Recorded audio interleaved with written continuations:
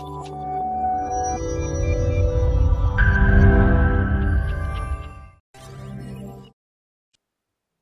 The lord.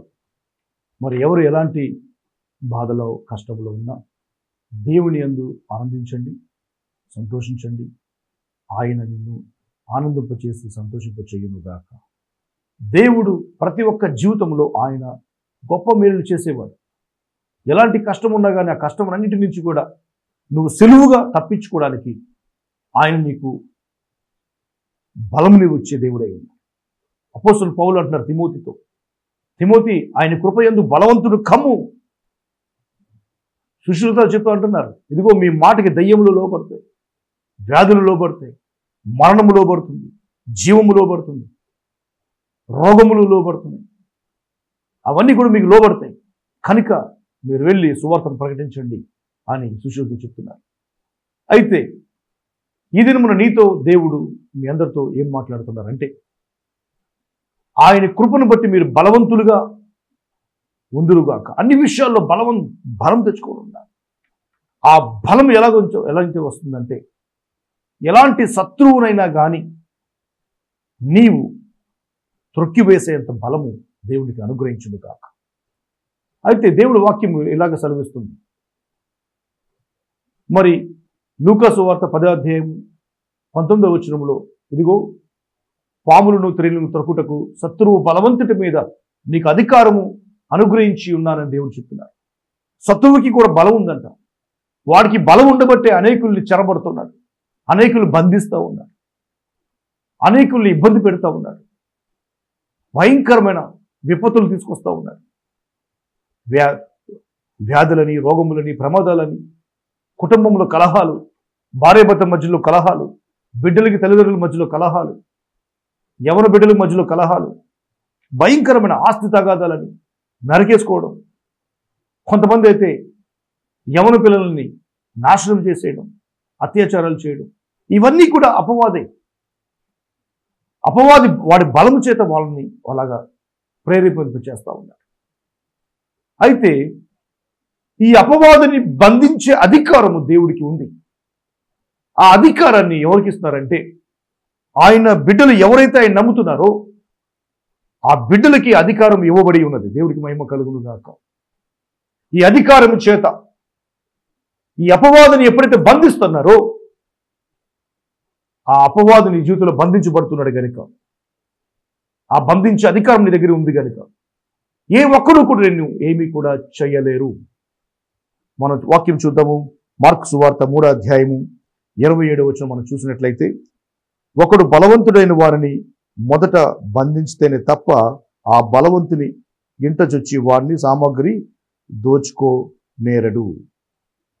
మొదట ఒక బలవంతుడైన వాడి ఇల్లు దోచుకోవాలన్నా మొదట వాడిని ఏం చేయాలంటే బంధించాలి. ఇక మనం చూసినట్లయితే బంధించిన ఎడల వాడిని ఇల్లు దోచుకుని వచ్చును. అయితే ఈ బలవంతుడైన వాడు ఎవడు? సైతానుడట. మరి లూకా సువార్త 10వ అధ్యాయం 19వ వచనంలో మరి శత్రువు బలవంతుడి మీద, శత్రువే బలంతో ఉన్నాడు, గొలియాతులాగా.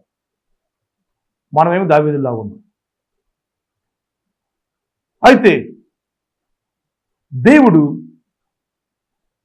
ఈ యొక్క శత్రువుని వాడు మన దగ్గర నుంచి ఆశీర్వాదాలన్నీ కూడా తీసుకుని ఉన్నాడేమో వాడు చెరబెట్టి, అయితే వాడి చెర నుంచి విడుదల పొంది వాడినే బంధించి మరి నీ జీవితంలో ఎన్నైతే నువ్వు కోల్పోయావో దానికి తిరిగి 2 రెట్లుగా నువ్వు వాడి దగ్గర తీసుకోవాలంటే మొదట వాడిని నువ్వు బంధించాలి.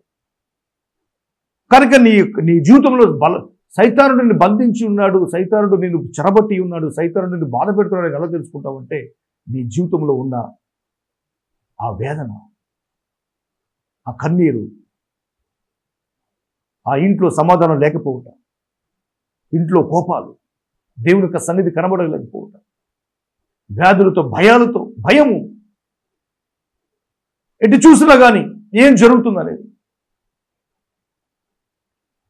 మనము అనేకమైన పాపాల్లో పడిపోవటం, బలహీనతలు.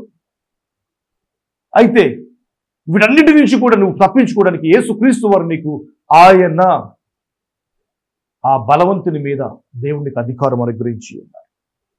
ఈ అధికారాన్ని వాడాలి.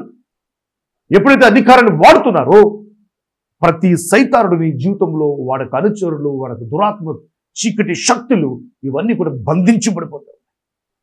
అవి నీ జీవితంలోకి రాలేవు. మనం ఇంకా వాక్యం చూసినట్లయితే యోహాను సువార్త 1వ అధ్యాయము 12వ వచనంలో,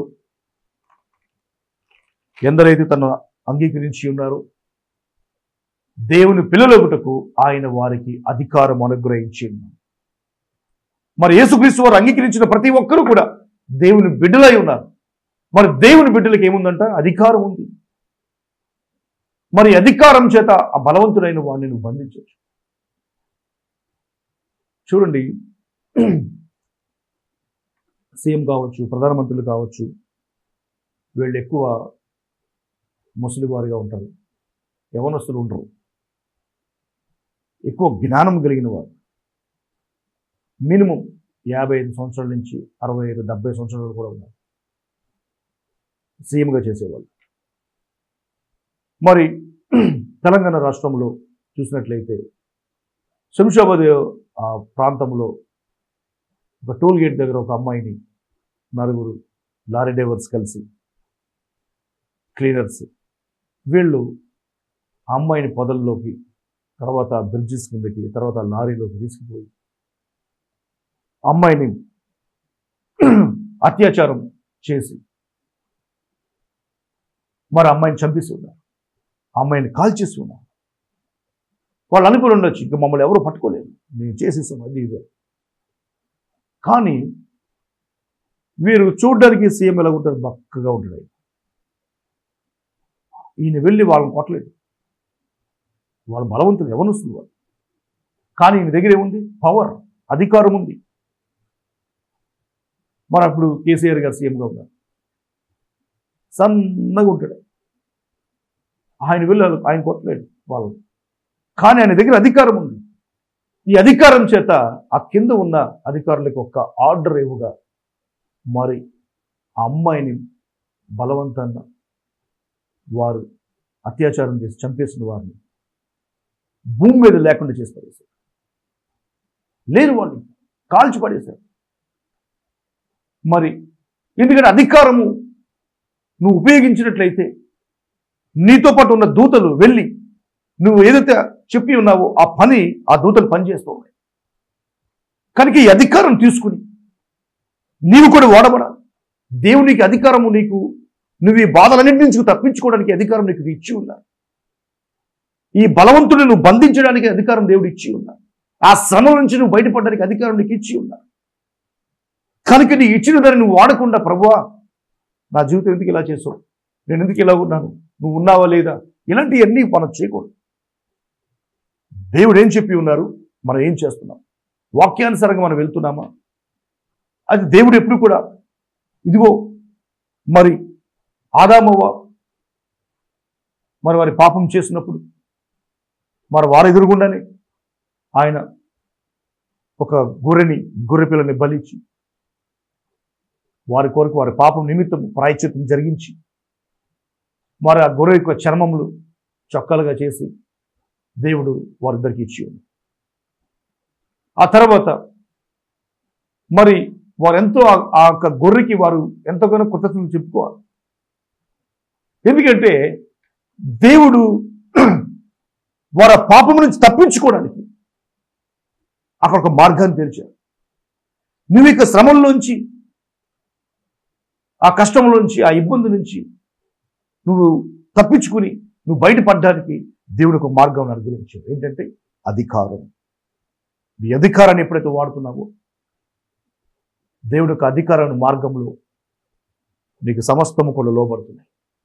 మొదటిగా అపవాది నీకు లోబడుతున్నాయి, దురాత్మలు నీకు లోబడుతుంది, దయ్యములు నీకు లోబడుతుంది, శ్రమలు నీకు లోబడుతుంది, వ్యాధి రోగములు నీకు లోబడుతుంది, ఆర్థిక ఇబ్బందులు నీకు లోబడుతుంది, ధనము నీకు లోబడుతుంది, జీవము ఆరోగ్యం నీకు లోబడుతుంది. జీవం మరణము నాలుక వశమని దేవుడి వాక్యం చదివిస్తాం. ఈ యొక్క జీవం మరణము నాలుక వశం కనుక నీ నాలుకతో నువ్వు జీవాన్ని ప్రకటిస్తే జీవం నీలోకి వస్తుంది. కనుక జీవాన్ని ప్రకటించాలి, కానీ నీ నాలుకతో మరణాన్ని ప్రకటించుకో. అన్నీ కోల్పోయినట్టుగా ఎందుకంటే శ్రమదినం వందు నువ్వు కుంగిపోయిన ఏడలో చేతకన అవుతావు. కృంగిపోకూడదు శ్రమదినంలో. దేవుని బట్టి నువ్వు విశ్వాసం తెచ్చుకో, దేవుని బట్టి ధైర్యం తెచ్చుకో. దేవుడి వాక్యాన్ని బట్టి నేను జయిస్తాను ఈ శ్రమలన్నింటినీ కూడా. నా దేవుడు నాకు తోడే ఉన్నాడు, ఇదిగో ఆయన నాకు అధికారం ఇచ్చి ఉన్నాడు కనుక ఇప్పుడే ప్రార్థన చేసి నేను వాటన్నిటినీ కూడా జయించుకుంటూ వెళ్ళిపోతాను. నువ్వు ప్రార్థన చేసినట్లయితే దేవుడు నీ జీవితంలో గొప్ప కార్యాలు ఆయన చేయగలడు. ఆమేన్. కనుక నేడే ఆయన దగ్గర మోకరించి ప్రార్థన చేయి, కన్నీళ్లు విడు. ప్రభువా, నా జీవితంలో నేను నీకు విరోధంగా చేసిన ప్రతి పాపము నిమిత్తము ఇదిగో నా కొరకు ఆ గొర్రెపిల్లలాగా కలవరి సెలువులో నువ్వు బలియాగమైపోయావు. నీ రక్తం బట్టి నన్ను పరిశుద్ధపరచు. నన్ను ప్రభువా ఇదిగో ఏ బంధకములు కూడా నా జీవితంలో పనిచేయకుండా వాటన్నిటి నుంచి కూడా నన్ను విడుదల చేయి. నీ అధికారం చేత నింపు, నన్ను అభిషేకించు అని అడిగితే ఏ దురాత్మైనా, ఏ చీకటి శక్తి అయినా, ఏ సైతాన శక్తి అయినా ఇప్పుడే నీ జీవితంలో వాడు బంధించబడునుగా. నీ జీవితమును దేవుడు ఆశీర్వాదంలోకి నడిపించునుగా. ఒక అధికారమంగా ఆశీర్వాదం చేత.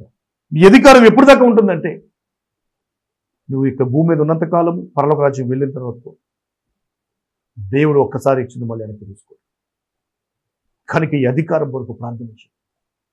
ప్రభువా ఇదిగో నన్ను బిడ్డగా చేసుకో, నీ రక్తంతో నన్ను కడుగుము. దేవుడు అంటున్నాడు, ప్రభువా దేవా యెహోవా హిస్సోపుతో నన్ను కడుగుము, నా పాపములను శుద్ధీకరణ చేయము, హిమం వలె తెల్లగా చేయము, నీ సన్నిధి నుంచి నన్ను తోలివేయకము, నీ ఆత్మ నా యుద్ధ నుంచి తీసివేయకము అని దావీదు అడుగుతున్నాడు. 51వ కీర్తన. అయితే దేవుడు ఈ దినమున నీవు కూడా ప్రార్థన చేయి. ప్రార్థన చేసి అడిగినట్లయితే ఆ అధికారము చేత, అధికారమైన అభిషేకము చేత నువ్వు నింపబడదు. నువ్వెంతైతే కూలిపోయి ఉన్నావో తిరిగి రెండంతలుగా నువ్వు పొందుకుందువుగా. ఈ దినమున దేవుడు మిమ్మల్ని అందరినీ కూడా దీవించి ఆశీర్వదించునుగాక. ఆమేన్. ప్రార్థన చేసుకుందాము. నజరుడైన యేసు నామములో ప్రార్థన చేస్తున్నాం తండ్రి ప్రభువా, ప్రతి సైతాన కార్యము యేసు నామములో ఆగిపోనుగాక. నీ బిడ్డలకి విరోధంగా రూపింపబడుతున్న ప్రతి ఆయుధము లయపరచవేయబడును గాక. ప్రతి సైతాన బంధకం నుంచి నీ బిడ్డలు విడుదల పొందుదురుగాక. దెయ్యపు శక్తుల నుంచి, సైతాను శక్తుల నుంచి, వ్యాధి రోగముల శక్తుల నుంచి ఇప్పుడే నీ బిడ్డలు విడుదల పొందుదురుగాక. అవన్నీ కూడా వేర్లతో సైతము బయటికి వెళ్ళిపోమని ఆజ్ఞాపిస్తుంది. నీ బిడ్డల జీవితాల్లో వెలుగును నింపుము, బలమును నింపుము, శక్తితో నింపి నీ బిడ్డలు నడిపించమని ప్రార్థిస్తుంది. ప్రభువా ఇదిగో నీ బిడ్డల మీదకి వెలుగు ప్రకాశింప చేయబడును. ప్రతి ఒక్కరిని ఆశీర్వదించు. ఈ యొక్క వర్తమానాన్ని ఎవరైతే వింటున్నారు వారి జీవితంలో విడుదల కలుగునుగాక. బలవంతుని వారిని బంధించుదురుగాక. ప్రతి శాపము నుంచి విడుదల పొందుదురుగాక. ప్రతి పాపము నుంచి విడుదల పొందుదురుగాక. ప్రతి ఒక్క అప్పు సమస్య నుంచి, వ్యాధి రోగముల నుంచి విడుదల పొందుదురుగాక. అది ఎంత భయంకరమైన, అది మరణకరమైన వ్యాధి అయినా కానీ ఇప్పుడే దాని నుంచి స్వస్థత పొందుకుని విడుదల పొందుదురుగాక. యేసు నామములో ప్రభువా ఇప్పుడే లంగ్స్ని స్వస్థపరచండి. ఇదిగో బీపీ, షుగర్, థైరాయిడ్ వ్యాధిని స్వస్థపరచండి. జాండీస్, కిడ్నీ వ్యాధిని స్వస్థపరచండి. వారు ఇంకా ఎలాంటి వ్యాధులతో ఉన్నారు యేసు నామములో స్వస్థత కలుగునుగాక. తండ్రిని బిడ్డలు స్వస్థపరచు. క్యాన్సర్ వ్యాధిని, ఎయిడ్స్ వ్యాధిని, SLV వ్యాధిని ఇప్పుడే యేసు నామములో శపించి వేస్తున్నాం. ఇప్పుడే స్వస్థత వారి శరీరంలోకి వచ్చునుగాక. యేసు క్రీస్తు వారు పొందిన గాయములో స్వస్థత ఇప్పుడు ఇశ్రాయేలుకు వచ్చునుగాక. నీ కృప నీ బిడ్డలకు అనుగ్రహించండి. నీ మేలు జరిగించండి. నీ గొప్ప కార్యాలు నీ బిడ్డల జీవితంలో చేయమని యేసు నామములో ప్రార్థించి వేడుకుంటున్నాం తండ్రి. ఆమేన్. Praise the lord.